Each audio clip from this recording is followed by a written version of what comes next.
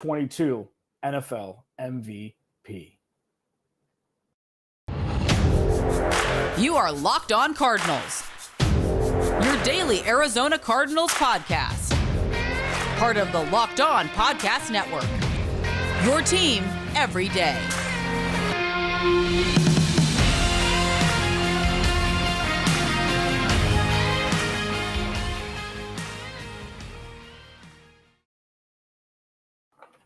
Welcome in Friday edition of Locked On Cardinals Live. I'm your host, Alex Clancy. Follow me on Twitter at Clancy's Corner. Follow the podcast at Locked On AZ Cards. Thank you for making Locked On Cardinals your first listen each and every day, free and available on all platforms. What is the path for Kyler Murray to win the 2022 NFL MVP? I'm going to talk about it.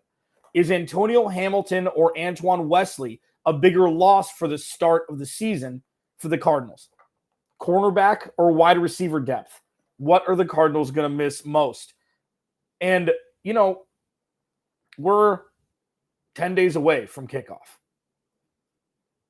How has this offseason been? How has this offseason resonated with people? Just as a whole. It's just fascinating. This offseason's been absolutely fascinating. And I don't think I've talked about Kyler Murray enough, because when you have set and forget position players, when you have guys that you don't really need to worry about because they're going to produce every week, you don't talk about them as much. I had some appreciation podcasts, over the course of the offseason, but we don't talk about Kyler Murray nearly as much as I should on this podcast. What is his path to winning the 2022 NFL MVP? Now, I'm going to remove the obvious. I'll give the disclaimer of, well, if he throws for 5,500 yards and 40 touchdowns, yeah, okay, numbers, sure. Cardinals win-loss record, absolutely. We can talk about that, but we've prognosticated about that enough. What are things that he can improve upon in an effort to elevate him from a very good up-and-coming potential perennial Pro Bowler / All-Pro quarterback to an elite quarterback whenever he steps on the field? And there are a couple things. One is more micro and one is more macro. I'm going to start with the micro. What's one thing that Kyler Murray can improve upon to get him to MVP level? Be able to be one of the best quarterbacks in the NFL in stepping up in the pocket and gunning it downfield, whether it be intermediate or deep ball throwing. I would love to see him take a Drew Brees step forward in that regard this season. Naturally, you want Kyler Murray to be in the pocket as much as possible, which means the offensive line is doing its job. Rodney Hudson is providing the depth. DJ Humphries and Kelvin Beachum are providing the bookends that will allow Kyler Murray to have a handful of seconds to locate an open receiver and throw the ball down the field. But his ability to not need to spin out, not need to look at progression 1, progression 2, and take off running the ball. His ability already, with his incredibly gifted arm, to be able to step up in the pocket, see the whole field, and throw the ball, that's one thing that he's gotten better at every season. But if he can take that Drew Brees step, people forget Drew Brees was was a good quarterback in San Diego. And then he went to New Orleans and became Drew Brees. And Drew Brees, not one of the taller quarterbacks like Kyler Murray, was able to become one of the better pocket passing quarterbacks in the NFL, regardless of height. And his ability to step up and huck it is something that made him truly elite. And with Kyler Murray really wanting to take that next step, really putting together a full 17-week season for the Cardinals, production-wise, win-loss-wise, and not being somewhat embarrassed like they were in the playoffs last year. One of the big things that Kyler Murray needs to improve upon, and as he has every season that he's been a quarterback in the NFL, is his ability to remain in the pocket, step up, and gun it. And with him being one of the more effective and efficient deep ball throwers, not having to do it fading away like he likes to do, leaning to the left like he likes to do. It's like a jump shooter. A lot of jump shooters like taking the rhythm dribbles to the left, pulling up, and shooting over their right shoulder. That's kind of what Kyler Murray likes to do when he's throwing the ball down the field. He loves the fadeaway move, the touch pass. But if he can use all of his energy with the momentum moving forward, throwing the ball down the field, I feel like that is a step that he can take in the direction of becoming an absolutely elite quarterback and potentially winning the MVP in 2022. Now, if I told you now that Kyler Murray won the NFL MVP at the end of the 2022 season, what do we think that would look like? What do we think the reason behind that would be? Is it now majority pass yards? Is it total yards? Are we looking at Kyler Murray as a passing quarterback who happens to run at times? Or is he kind of looked at as a guy that does both? Is he looked at still in the camp of more of a Lamar Jackson than a Russell Wilson with the percentage of pass to run ratio? What would it look like? I'm going to talk about it next as to why, in theory, this is what Kyler Murray's pass to run ratio should look like because he's such a gifted passer. That's the foundation for the second segment. Should he remove running the ball completely? Absolutely not. But should he look more like Russell Wilson with the pass to run ratio? Yes. Buried the lead a little bit, but it's okay. Alex Clancy, Locked On Cardinals. Please subscribe to the YouTube channel. Leave a like. Turn on the notifications. It's going to be a very fun season. And Kyler Murray potentially winning the NFL MVP, like he's not a 10,000 to 1 to win it. He's always been between 30 to 1. That's about the area. What can he improve upon with the ratio of pass to run? I'm going to talk about it next. Locked On Cardinals. First, BetOnline.net. The aforementioned Kyler Murray's MVP odds at BetOnline is 25 to 1 plus 2,500. BetOnline.net is your number one source for all your pro and college football betting needs and sports info this season. So if you want to put a little cheese on Kyler Murray winning NFL MVP, I mean, 25 to 1, pretty sweet odds. And while you're at BetOnline.net, you can find all the latest football developments, game matchups, news, and podcasts, including this year's opening week's games. BetOnline is your continued source for all your sports wagering information, including live betting, esports, and scores. Head to the website today or use your mobile device to learn more about the trends in action. BetOnline, where the game starts. Kyler Murray's ability to step up in the pocket, survey the field, and make quick, accurate throws is something that can elevate him to NFL MVP potential. Alex Clancy, Locked On Cardinals. Follow me on Twitter at Clancy's Corner. Thanks for hanging out. Thanks for making Locked On Cardinals your first listen each and every day. I'm on location in San Diego. You can see my background's a little bit different. I'm pumped for week 1, man. 9 days away, 10 days away. Kansas City, afternoon game. We're going to find out a lot about the Cardinals in week 1. It's not going to be a finished product, obviously, because it's the beginning of the season. But we're going to find out kind of what the synergy of this team looks like.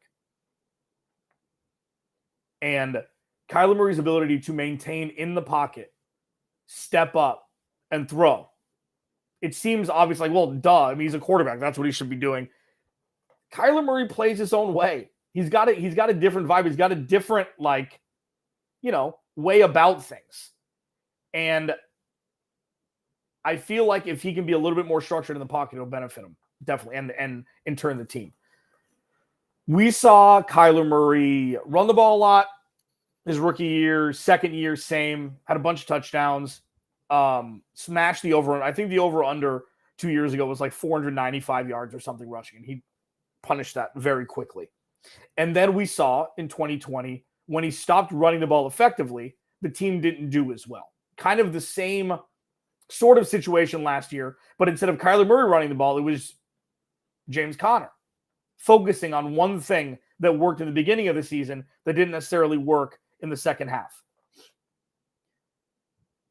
if Kyler Murray can lean more towards the Russell Wilson run when it's given to you, but really look to be throwing the ball first and second option instead of first option, looking through your progression, not there, running the ball. The heights of Kyler Murray and his ability to put up points, passing yards, things like that, we haven't seen it yet. We haven't seen, this is the ceiling. Now go do it again. We haven't seen it. Because his numbers, he only threw 24 touchdown passes last year, I think. He didn't play all the games, but still, that's less than 2 a game. And in this era of football, it's not, those are pedestrian numbers, people could say, compared to 45 touchdowns, Tom Brady, things like that. The reason why we haven't seen the ceiling of Kyler Murray throwing the ball is because he's been able to effectively move the ball down the field with his legs as well.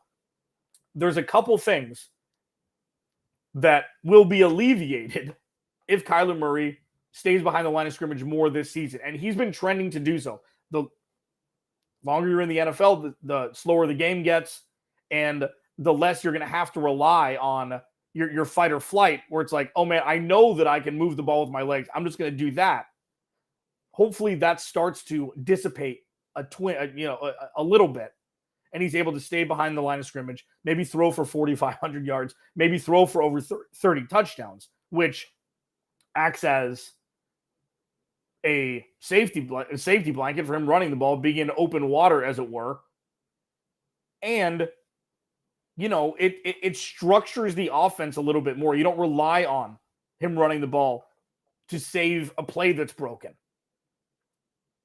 It's more structured, more Russell Wilson. Russell Wilson was one of the more feared runners in the NFL for years when he was in Seattle, but it was because it was look, behind, in front of the line of scrimmage is lava until it's not, and then it's 30-yard chunk gain. We've seen some of that from Kyler Murray for sure, but Russell Wilson's ability to just gain chunk yardage, it's kind of Patrick Mahomes-y also, where it's like you don't see him as a runner, but on 3rd and 12, could he pick up a first down? Absolutely. You just have to be fast enough. And Patrick Mahomes is definitely not as fast as Kyler Murray. And if you find a situation where Kyler Murray is now like closer to a true pocket passing quarterback who runs from time to time, and it's working, and you're utilizing all these wide receivers and running backs, and the offensive line is holding up, that's a recipe for success more sustainably in the future. Because you can use running as a crutch is the wrong word, but you can use a quarterback running the ball to stay in games. But it's not something that when push comes to shove, it's going to take you over the top to win Super Bowls. And both sides aren't, absolute. But if Kyler Murray can emerge as a more, potent isn't right. If he can throw the ball a lot more and have the Cardinals put up the same amount of points, I think that is a much more proven and safe recipe for success than relying on Kyler Murray to run the ball. There's no excuse for needing Kyler Murray to run the ball at this point. I think that's something that needs to be understood, is, in my opinion at least. They've got all the weapons. The offensive line is deeper than maybe it's ever been. Hollywood Brown, DeAndre Hopkins, A.J. Green, Rondale Moore, Trey McBride, Zach Ertz. The list goes on. James Conner and the other 3 running backs. They've got all the skill position players necessary to make a situation where Kyler Murray doesn't need to run the ball for the Cardinals to get first downs and put up points. It's not 2019 with a makeshift roster. It's not 2020 where it was like the adolescent stage of this roster. It's like things are getting better. Players are starting to perform. They traded for DeAndre Hopkins. It's getting better. Last year, full-grown adult. And then this year, it's the maturation of that full-grown adult from 2021. So this roster does not need Kyler Murray to run the ball. And that's something that needs to be kind of just looked at. Sure, they're going to be the design runs where Kyler Murray runs the ball into the end zone all by himself. design runs and running for survival, running to put pressure so they know that they can get in a position to score points, that's something that can be tamed a little bit, in my opinion. So if Kyler Murray can become a premier pocket passer by stepping up instead of fading away, and if we can finally see what Kyler Murray looks like as a pass first, pass second, pass third, then run quarterback, I feel like not only for his stats passing the ball, not only for Cardinals wins for 2022, but the longevity sustained by a quarterback with that skill set has proven to bear much more fruits than what we saw in 2019 and 2020.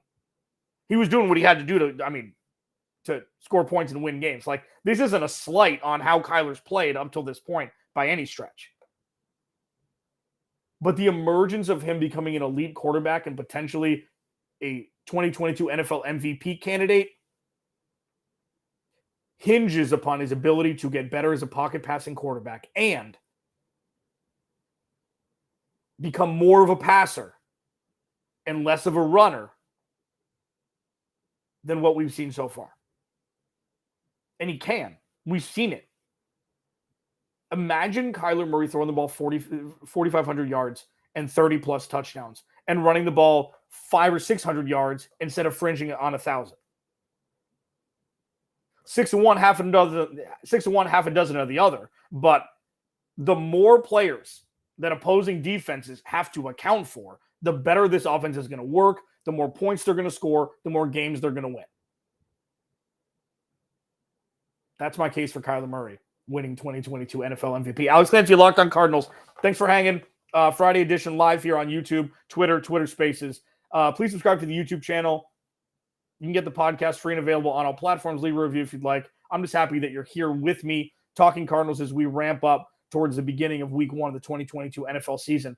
Antonio Hamilton, Antoine Wesley, both on the IR.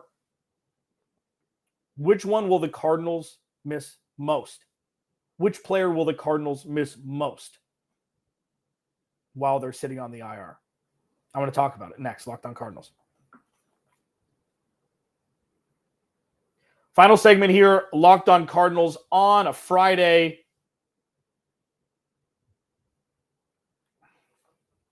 I'm just happy you're here. I'm happy you're here with me. I'm happy that we get to talk Arizona Cardinals football. Like, let's just take a second here before we talk about some not so great news. Look at what's happened since 2018. You know, I see people that are constantly just have like a real conversation here, as if we're all sitting in a room together. Okay. Do you understand how far this organization has come? A lot of it, some of it, was self-provoked, self-inflicted is the right word. But 2018, my former co-host Bo Brock and I were sitting in the press box, had some lunch. It's fantastic. Ready for a new season. Sam Bradford's going to be the guy. David Johnson, he's going to come off, being out all year in 2017 with the wrist injury and come in, and this team is going to be great. Larry Fitzgerald still living his third win career after Bruce Arians reinvigorated him by moving him to the slot at times.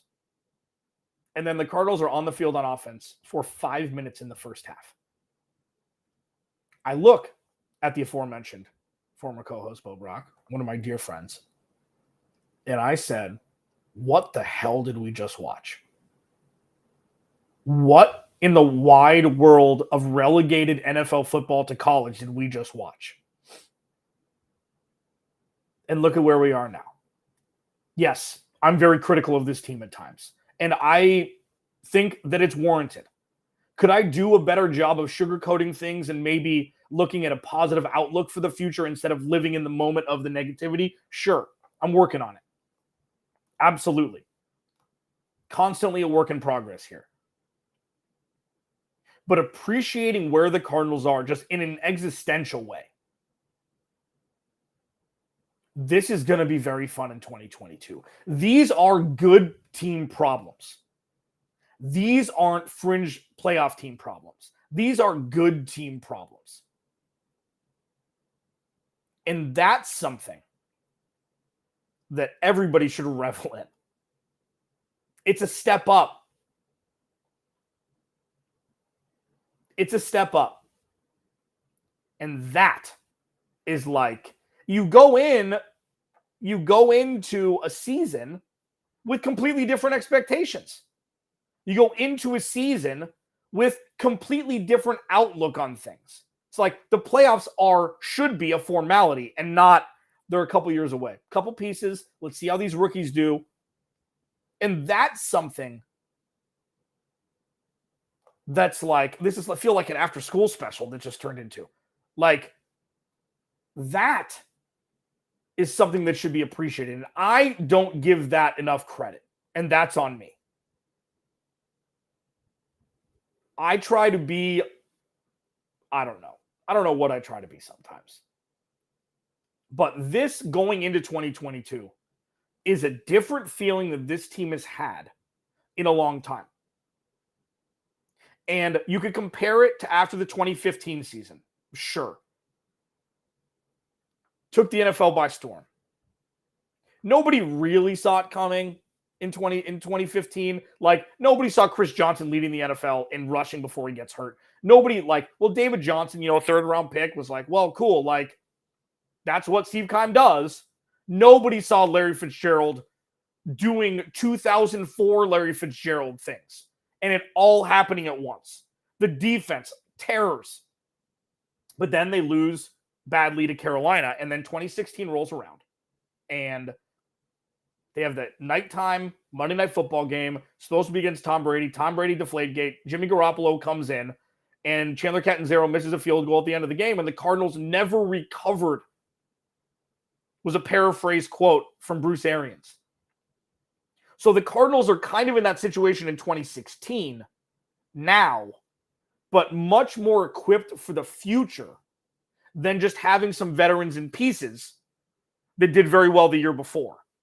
It's a different ecosystem. It's a different collection of talent. It's like children compared to the board.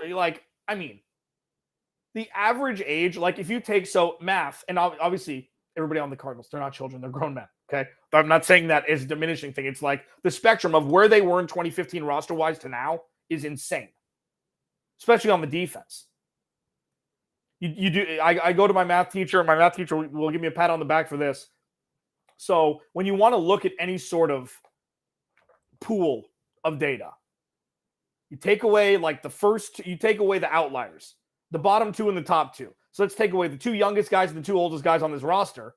Like J.J. Watt, Marcus Golden. Let's just take those two, okay? And then offensively, you take away Rondale Moore and whoever, Keontae Ingram, okay? And you look at the age, this is a freakishly young team. So the expectations heightened for sure after what we saw last year. And the sustainability for the future is something that we haven't seen in this organization for a long time. Not since Patrick Peterson was younger. It was always a veteran quarterback. And some veteran pillars and a bunch of young guys around him. Now it's kind of flipped. It's all young guys with a couple veteran pillars who are all pros. Zach Ertz, DeAndre Hopkins, J.J. Watt, Marcus Golden. But everybody is young. This is a new wave of the Arizona Cardinals. And going into it, that's why I've been so critical of Steve Keim this offseason, because it's like, you've got the potential to be a playoff team for the next decade, barring any sort of injury. You've got the ingredients here to have sustained success for a decade. If you look around the NFL, there are only a handful of teams you could say that about. The Cardinals, for sure, have a ways to go. They're not Buffalo. They're not Kansas City. We're not comparing them to other teams right now. We're comparing them to the Arizona Cardinals of the past. And I'm critical of Cliff Kingsbury, absolutely. Because every time Kyler Murray doesn't live up to a specific potential, or Kyler Murray doesn't have a drive in him when the Cardinals, like against Minnesota, you could have got 2 first downs and you win the game. Instead, 3 and out, 35 seconds, 45 seconds. It's wasting the rising action before the peak of this team. And it's not like, it's very short-sighted and it's very, Grinchy of me to think like that at sometimes, for sure. But it's like, listen, last year should have been a year that was capitalized upon. Not a moral victory like, oh, this team could actually do this. If this. Capitalized upon. This season must be capitalized upon. It's not like, well, Kyler Murray's going to be around forever. So, yeah, this is great. They're moving it in a natural progression. Yes, and there should be a lot more urgency than that. Because you have this ecosystem and you don't want it to fray. You don't want it to go away. You want to keep this in a vacuum. And by doing that, you have to continue to feed the plant to allow it to grow. And during this offseason, when Steve Keim wasn't making any moves, it's like, that's not what keeps a fragile ecosystem in a vacuum.